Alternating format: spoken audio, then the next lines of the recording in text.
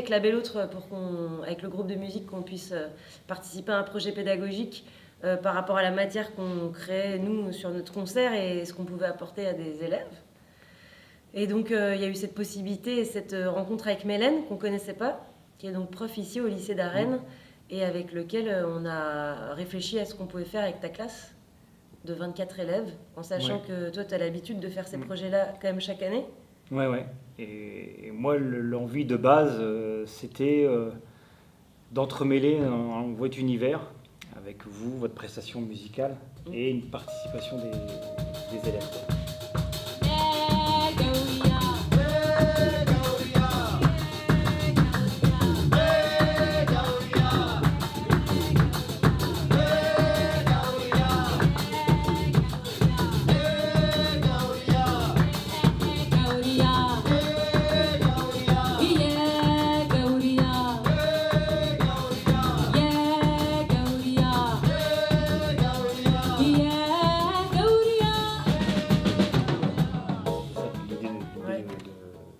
On n'a pas été tout à fait à cet endroit-là de mixer les deux. Alors pourquoi Pourquoi? Parce qu'ils sont chiants, tes élèves. Parce que c'est compliqué. Ouais. C'est compliqué. Parce qu'on n'a pas beaucoup de temps. Vous avez votre univers, on est pris par le temps. Et puis je crois aussi qu'on a peur. On a peur que les élèves n'y arrivent pas. Et en fait, je pense qu'on se met aussi des fois des limites. Là où on ne devrait pas se mettre de limites. Moi, je sais que je vous ai souvent entendu dire « Ah, j'ai peur que là, on les mette en danger. » quoi. Voilà. Et c'est bien que vous ayez cette crainte-là, quoi. Parce que vous vous dites c'est pas facile. On fait une prestation compliquée, on est de face à un public, il faut gérer ça. Vous avez l'expérience, vous savez que c'est jamais évident. Mais parfois, je crois qu'il faut qu'on aille au-delà de nos craintes et de ne pas hésiter à les confronter. Parce qu'en fait, ils y vont. Ils y vont. Et ils ne sont pas tout seuls. De rien, vous étiez là. Et ils le savent très bien, quoi. Et la preuve, ça n'a pas été facile. Il a fallu les motiver, mais le concert est fini, vous arrivez, vous avez une standing ovation, quoi. Ouais. Moi, je me suis demandé si c'était pas toi qui les avais obligés. Pas du tout. Ouais. Non, pas du tout. Non, pas du tout. Non, j'ai vérifié après, on m'a dit non, pas du tout. Vous êtes 24 et qu'en fait, si vous parlez tous et toutes en même temps, c'est l'enfer. C'est l'enfer sur Terre. On essaye, on a 2 petites heures pour mettre en place un quart d'heure. Vous vous rendez compte du temps qu'on a juste pour 15 minutes de restitution où on va essayer, tenter de mettre en valeur le travail qu'on vous a obligé de faire et que nous, par ailleurs, nous avons choisi de faire. Alors peut-être qu'entre l'obligation à laquelle vous avez été soumis de faire ces ateliers et nous, notre choix de faire ces ateliers avec vous, il y a peut-être un compromis à trouver dans un endroit qui serait plus ou moins un petit plaisir. Donc je trouve que ce qu'on a fait, c'était bien. Et je trouve que en plus, ce qui est bien, c'est qu'on n'a pas eu vraiment, on n'a pas été obligé de jouer trop la fermeté et l'aspect. Je pense que même si ça a été compliqué de se dire qu'on allait se fier à eux et de ce qu'ils pouvaient proposer, oui, il est possible qu'on aurait pu les amener plus loin. Si nous, on avait l'idée dès le début, ok, ça va se passer comme ça, le On n'a spectacle. pas de garantie non plus. Et là, on est content parce qu'en fait, on a réussi à trouver des histoires qui leur correspondent. Enfin, en tout cas, qui parlent de leur centre d'intérêt. Il était une fois une canne à pêche qui s'appelait Michel. Le vieux Roger s'est trompé en mettant sa canne à pêche au milieu du râtelier parmi les carabines comme s'il voulait qu'elle pêche. Michel a une maladie incurable et rarissime. Et évidemment, on a évité ce qui aurait pu être un sujet politique ou moral ou quoi que ce soit. Donc, on est allé dans ce qui les intéressait, eux. Et ensuite, on a décidé de raconter des histoires au sein de ce...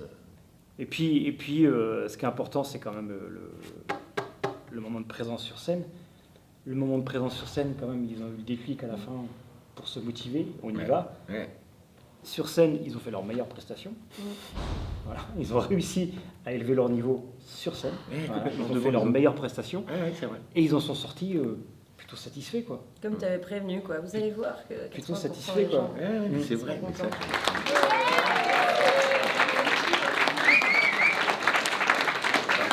Moi, je me suis fait une réflexion par rapport à mes interventions en rythme,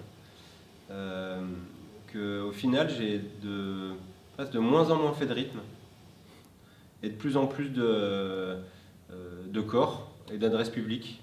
et des choses pour les aider à aller peut-être après vers le rythme. Détends tes bras. Ok. Zip. Zap. Zap. Plus d'énergie, s'il te Zap. plaît. Zip. Zip. Zip. Zap. Je leur ai proposé plein de choses, j'ai compris que ça marchait pas très bien. Et puis j'ai un peu mis ça de côté pour aller ailleurs et créer autre chose avec eux en fait. Et au final, on est revenu à quelque chose qui fait qu'ils arrivent quand même à tenir un rythme ensemble sur un tempo à peu près commun. Et du coup, c'est pour ça que je questionnais, je me disais, bon, comment tu arrives à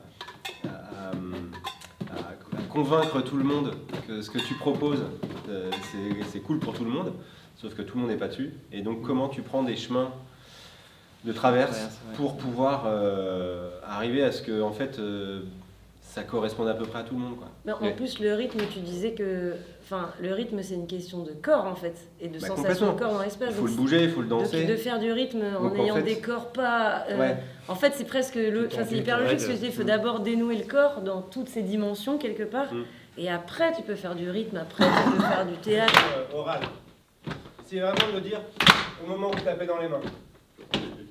C'est avec le pied droit et avec la main.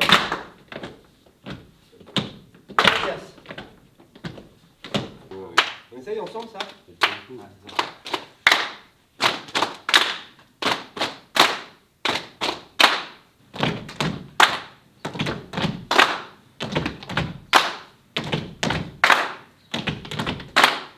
On fait un son. Allez. Donc la personne qui vient devant ici là, pour dire son texte au public, il faut qu'il ait une certaine sonorité, volume de voix, un certain volume de voix pour qu'il puisse se faire entendre et que le public comprenne.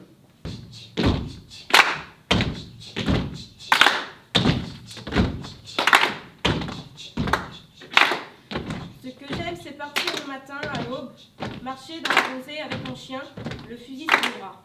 Se retrouver autour d'un bon repas avec toute une bande de Mais c'est copains. pas évident non plus parce que quand tu leur poses la question, est-ce que vous écoutez de la musique? Pas de réponse. Est-ce que vous faites la fête? Ouais. Mais vous écoutez de la musique quand vous faites la fête? Vous écoutez quoi? Et puis c'est Mélène qui a fini par me dire, mets-leur les démons de minuit. Tu vas voir, ça va super bien marcher. Et ça a marché. Et ça a marché, on a un peu dansé là-dessus, tu vois. Mais voilà, pour les faire bouger, pour voir que, bah voilà, quand tu bouges, en fait, ah bah tiens, en fait, il y a le temps qui est là, quoi. Ah, ok, je le fais et puis je suis détendu. Ouais.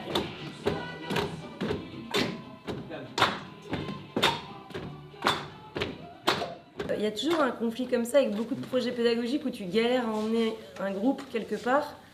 Et en fait, à la fin, même si ça a été ultra galère, que tu as trop envie de t'arrêter le truc et de dire que ça te fait trop chier, en fait, il y a toujours un retour affectif presque à la fin qui est toujours étonnant et auquel on s'attend pas. Et je me suis même vue tout à l'heure dire « Ah là là, je crois que je me suis attachée ». On retape toujours sur les cuisses avant de taper dans les mains et c'est parti.